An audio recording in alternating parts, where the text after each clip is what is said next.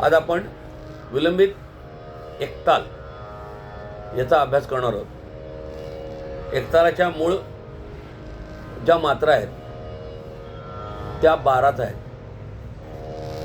जरी तो आपण विलंबित किंवा सावकाश लयीत वाजवला तरी त्याच्या मात्रा 12च राहणार आहेत, पण त्याच्या 2 मात्रांमधील अंतर हे वाढणार आहे, म्हणूनच तो विलंबित होणार आहे।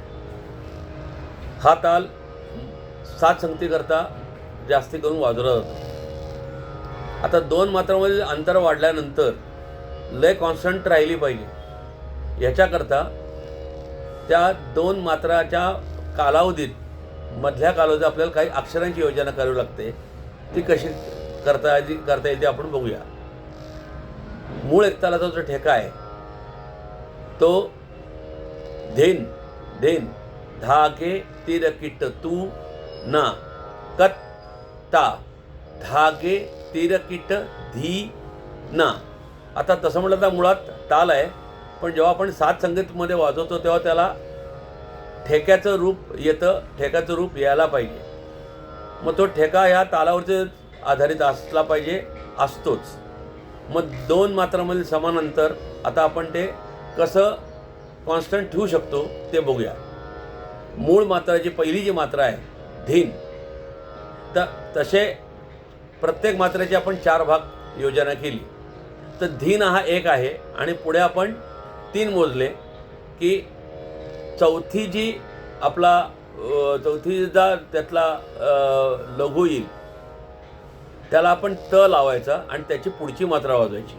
म्हणजे कसं धीन 2 3 4 त धीन 2 3 4 त धा आ धा धागे ती र की ट तू 2 3 4 त ना आ ना ना ना कत 2 3 4 त ता 2 3 4 त धा आ धा धागे ती र की ट धिन 2 3 4 त धा आ धा धा धिन 2 3 4 त धिन 2 3 4 त धा आ धा धागे ती र की ट तू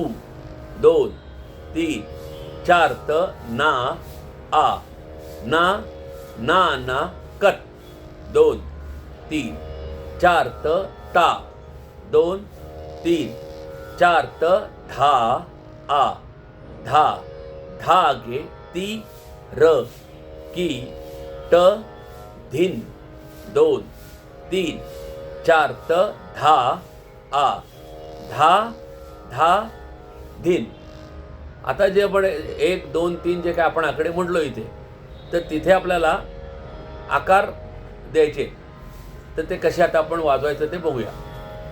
धिन 2 3 4 तत धिन 2 3 4 तत धा आ धा धागे ती र की ट तू 2 3 4 त ना आ ना ना ना कत 2 3 4 त ता 2 3 4 त धा आ धा धागे ती र की ट धिन 2 3 4 त धा आ धा धा धिन 2 3 4 त धिन 2 3 4 त धा आ धा धागे ती र की ट तू 2 3 4 त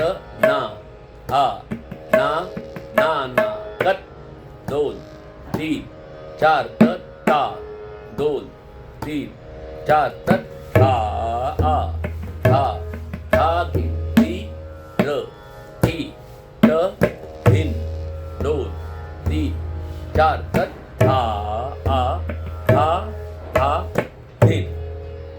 असा सर्वसाधारण ठेका असावा आणि मग याच्यामध्ये गाण्याची साथ करताना प्रत्येकजण आपला स्वतःची बुद्धी वापरून त्या गाण्याच्या अनुरूप अजूनही थोड्याशा त्याच्यात बदल होऊ शकतात, होतील पण साथ करताना गायकाला तिरकीट हे दाखवणं हे आवश्यक आहे.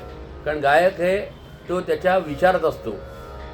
ख्याल म्हणताना ख्याल म्हणजेच विचार, त्या विचारात असतो. तर त्याला या 2 तिरकीट हे दाखवलं तर त्याला समयाला यायला जास्ती चांगली मदत होते. तर ते काही शक्यतो तिरकीटं हे दाखवलंच पाहिजे, म्हणजे आपला साथ संगत पण चांगली होईल, गाणाऱ्यालाही त्याची अडचण येणार नाही.